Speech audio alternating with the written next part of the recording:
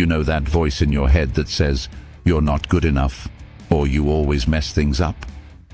That's your inner critic.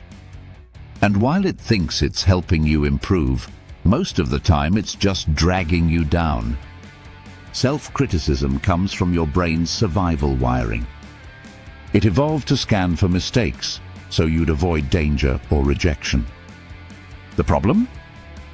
In modern life, the danger is usually a presentation at work, a test grade, or an awkward text reply.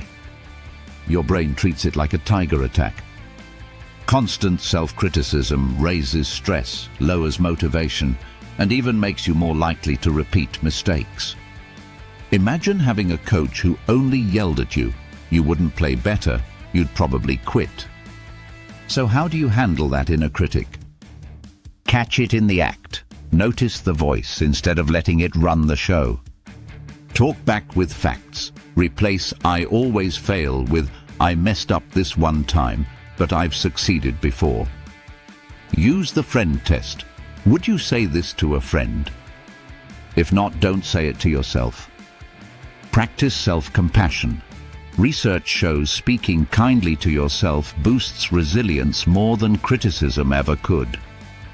Your inner critic isn't the enemy, it just needs retraining.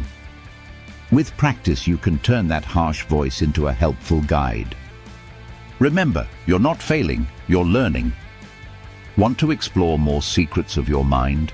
Subscribe and join the journey inside your brain.